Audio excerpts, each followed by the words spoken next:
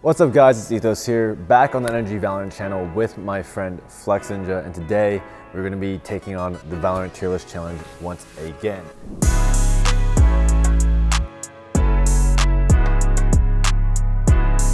Before the video starts, I want to shout out to Turtle Beach for sending us their new Scout Air Earbuds. We get a little sneak peek at these, and let me tell you, I am impressed. These are so sleek, they're very clean, and they come out on Monday, March 21st. So make sure you guys don't have some earbuds already to go check them out. So a little bit about these earbuds. They connect via Bluetooth like any wireless earbud. On top of that, they also have a very strong battery life, so there's not gonna be lots of like, oh, listen, charge. What these have that not a lot of other competitors have is that they have dual microphones. And the next competitive edge that these offer is the low latency game mode. Now without further ado, let's pop these bad boys in and get right into the video. What's up, Chris? Can you hear me? Yeah, I can hear you. Yeah. Loud and clear. I can actually, you're literally inside my ear sacs right now. Loud and clear. Oh my God. It's like you're right next to me. All right, so back at it again with the tier list. Huge new meta update, Valorant 2.0. Let's start off with the big boy, Breach. Now, honestly, Breach is really underrated as an initiator, and I think he can be really good in team play, but I think I'm gonna still stick him in B. I'd stick him in B also because he falls short on a lot of maps. He's only like kind of like a niche pick on a few maps. Like I see him, he's like a must-have on like Fracture. He's the only initiator really that just offers no info. But he will make any sort of exec comp much stronger. But again, that's kind of really high skill ceiling, and a lot of teams they have to really work through together to make him viable. Next up, we got Brimstone. All right, Brimstone. Honestly, with the way that his stim beacon is right now, I'd stick him in A tier. A tier? Yeah. They need to nerf that thing. 15% speed for his entire team. Everyone, it's basically Brimstone. He turns his entire team into just neons that can use their gun. I think, he's definitely good. The stim beacon, I feel like that is good, but it's in like a regular team setting. I feel like it doesn't really provide as much. You can catch timings, but it doesn't like really help like increase the power of a site take. Maybe a little bit of more space has been made with they can get out of the choke a little bit faster, but overall, like I still find kind of all controllers to be pretty weak. I think Brimstone, he lacks the ability to really default his smokes and the ability to fake with his smokes if he's the only controller. So I would stick him B. Honestly, I'm down to stick him B. B for Brimstone. B for Brimstone. I think we did this last time. I don't think Brimstone was B last time though, right? I don't know. I just remember going B for everything, C for everything, Yeah. All right, let's go with Cipher. He's not that good right now. And honestly, I'm looking like C for Cipher, right? Yeah, I think like between C and B, I think Cipher, he's really only like, his cam is everything. His chips are all right. On some maps like Breeze, maybe like his one-way cages can be really oppressive, but I feel like Chamber is just, there's so much fragment potential with Chamber. You really only need Cipher if you really want an info-based comp where you can rotate around it accordingly. I'd be down to stick with it. I agree. It's just Chamber's too strong. Yeah, Chamber's like the GOAT of Sentinels right now. There's no point to pick Cipher, in my opinion. Yeah. Yeah, C tier. Okay, let's go C tier. And next up we have Jet. All right. I think it's an easy S tier. I mean, she really hasn't got any changes. I think she's always been S. Get a jail-free card dash is like just too strong, especially for opping.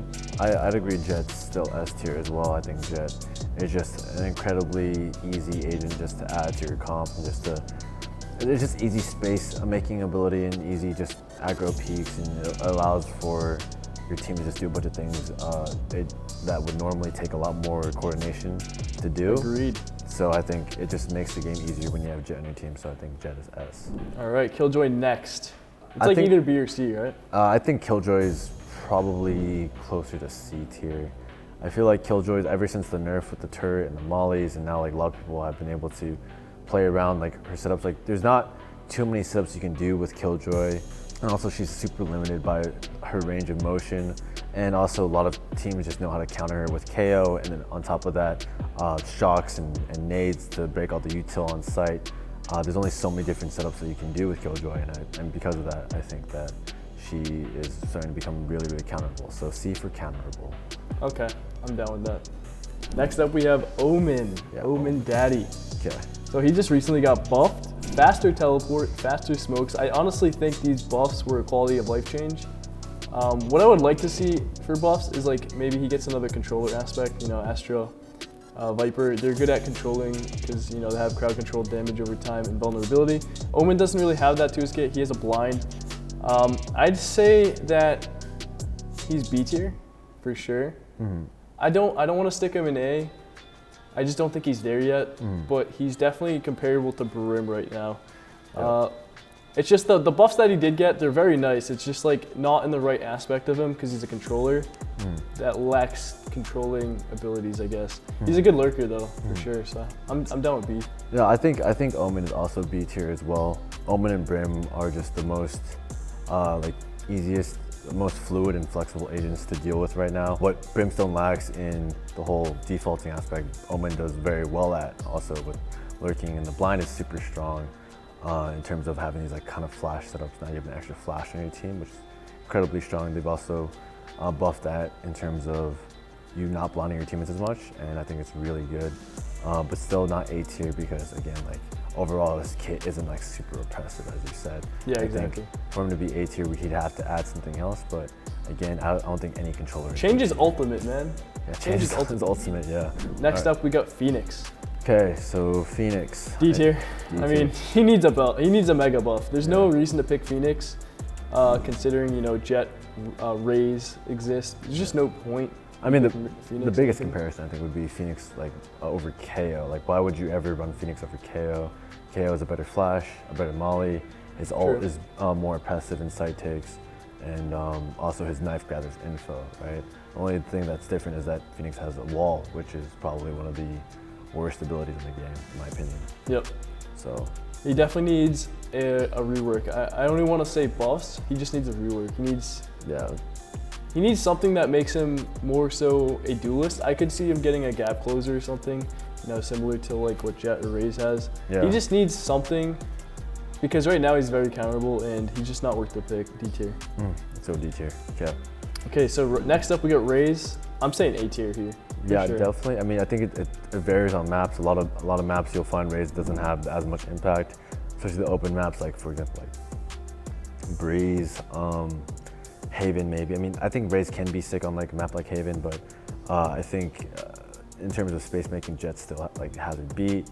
It's the way that she plays. Like she can like pretty much zone out and flush out a lot of areas just with her utility, and that makes such an impact where other agents can't do that. So yeah, I think she's just really oppressive on some maps. Like I forgot to mention Bind too. Like she's like a must pick on Bind. Yeah. So I think she's A tier because she's just like a must pick on those maps. Yeah. Next up we got Rayna. Rayna, I think Rayna. I want to go with C tier for Rayna.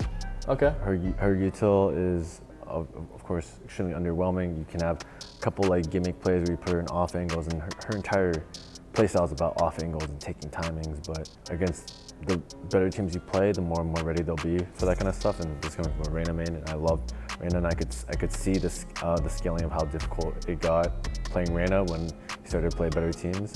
Yeah, I agree. So C tier. All right, Sage, next up. As a Sentinel, I don't really see her value over like Chamber. I want to say, what would you say, C or B? I'm thinking C or B. I'll put Sage in B. Yeah, I'd say B. Because Sage is, I mean, like, it doesn't matter in any map, Sage will always be good, always have that extra heal.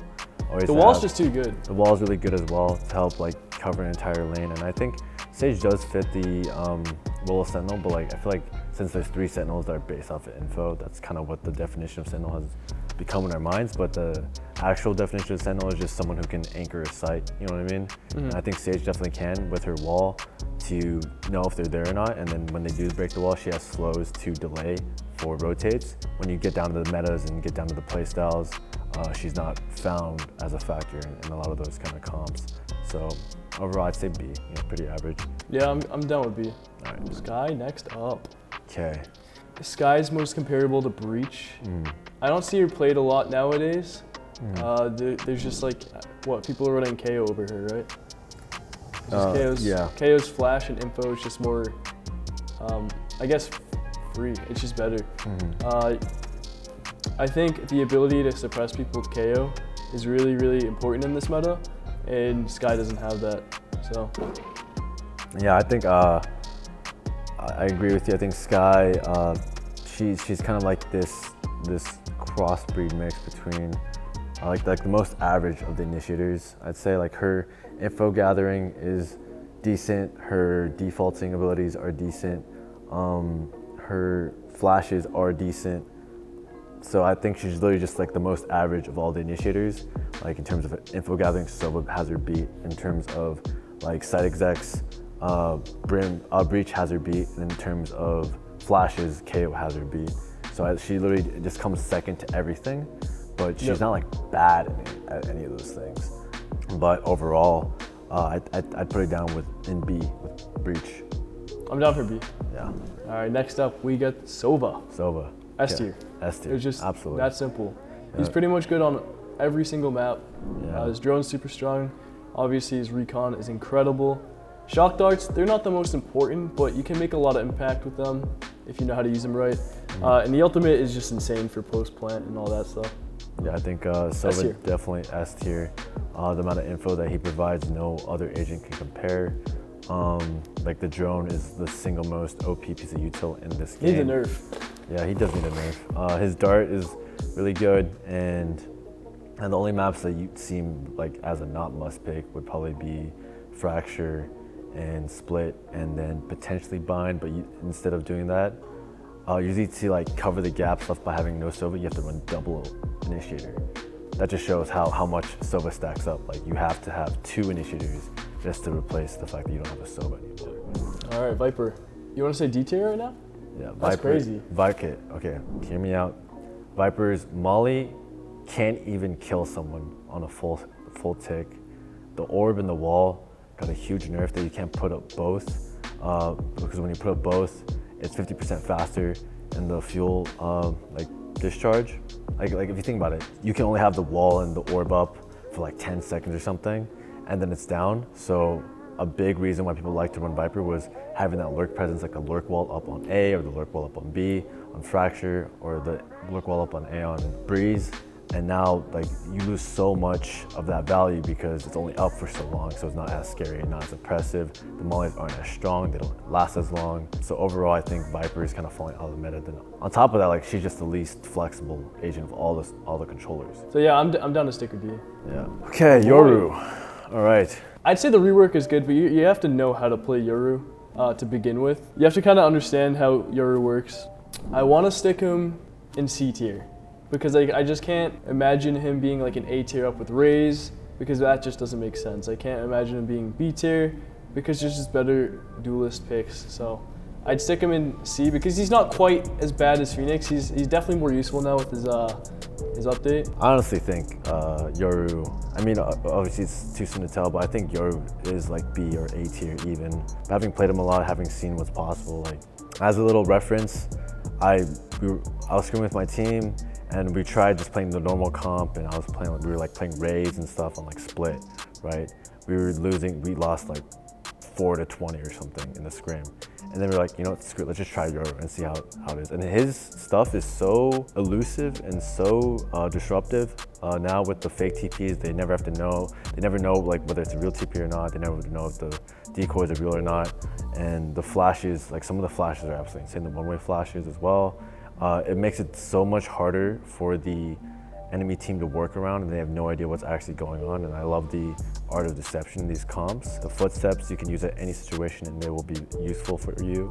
The TP moves a lot faster, and you can also fake it. You don't have to commit to it, and now you also have 2, so you could fake it and then throw up your second one if you don't want to use the one you already threw down. And the flash has always been good in my opinion because you can throw him like super far away and people won't even see him coming. And then his ult is game-changing now. You could win entire rounds just based off the ult, which is huge. And I honestly think his ult has more impact than Raze's ult because there's a lot of rounds where Raze ult doesn't get any impact because if you don't get a kill with the Raze ult, right?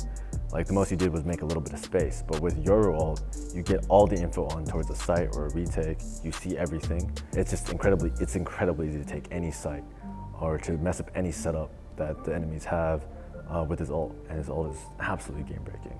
All right, I'm gonna let you stick him in whatever tier you want because you have the most Yoru experience. I'm gonna stick just him. a pleb. I'm gonna stick him in B tier for now Yeah. because Okay. I still don't, because everyone else isn't used to him yet. So Yep. as people get more and more used to him, maybe they start to be able to read him better. And if they can read him better and he can't deceive as well, then his entire, purpose is gone. Exactly. All right, let's move on to Astra. Astra, You want to say C tier? I want to say C tier. Yeah, wanna Like say I C think tier. in Astra, you have to play almost perfectly to use your util perfectly now because like you have one less star, it's 20 more seconds, per suck and per concuss. It's Yeah. like that's a lot of downtime. So like if you fake her util and then you push in, like what is she gonna do? She has nothing. Yeah. So I think teams are gonna play around it pretty well. Her nerfs are definitely like it definitely destroyed her. She used to be S tier. I'd say she's C tier now for sure. She is still annoying to play against because you have to waste her utility in the first place. But yeah, that's about it. I guess she's C tier for sure. Yeah, I think there are still some maps where you can find her to be viable. But as you said, like the second she places down a star, the second she commits a suck or whatever, like she can't use that star anywhere else for a long period of time. And also having that one less star is such a big hit to her. The smokes being a little bit bigger are nice though. If the smokes weren't as big, I'd probably put her in D tier. But since they've increased the size of the smokes, they are pretty nice to play around. Agreed. All right, let's stick her in the C tier. C tier, let's go. Moving on to KO. He's definitely he's risen in popularity recently, for sure. I love seeing KO being played. I absolutely love it. He's not quite S tier. I'd stick him A tier. Yeah, I think KO is also A tier. He doesn't fit every map. His suppression's really strong. Probably the best flash in the game. Just his knife in general, just gathering info, insanely strong. Yeah, his ult is really good for initiating, exploding on sight, shutting down anyone's util.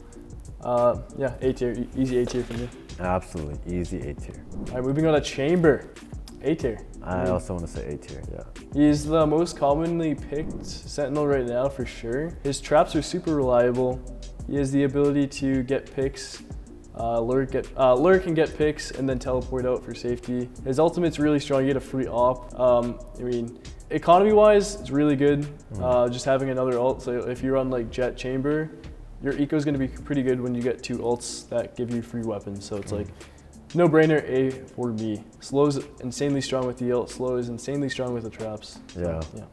I think I'm between A and B as well. I think he can be really good on some maps, but then on other maps, I think more traditional Sentinels, you can find a lot more use of having more info versus having more kills, you know what I mean? Especially like big maps like Breeze, for example. I think Cipher is really good on Breeze in terms of like cam and like Ascent as well. Like Killjoy is really good on Ascent because the turret can spot a lot and do a lot, whereas like the trips, you can't really get them down like to spot like Cat or like mid unless like you throw those trips there.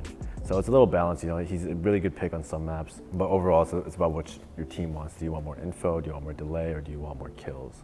I'm down to stick him in A tier for now, because Yeah. I don't have a lot of A tier. I'm down for that. All right. Last but not least, we have Neon. I kind of want to just stick her in D tier. But But like she has the potential to be strong, so I could see her being C. I would put her in C, just because I don't think she's nearly as worthless as Viper and Yeah, Phoenix. I want to stick her in D, but like then I think about how useless Phoenix is. Yeah, And then I yeah. feel bad, so I'm gonna stick her C. I think C, because Her concuss is really strong. Yeah. Her wall is it's way better than Phoenix wall, that's for sure. Her ultimate, what do you think about her ultimate? Is it troll or not? I think her ultimate's actually good. I think her it's ultimate good. can be good. It's very situational. In my opinion, it's almost like it's like a mix between like Razel and Jettl, where it's like obviously Jettl, it's like you have to get kills for it to be working, and you have to like be aiming well.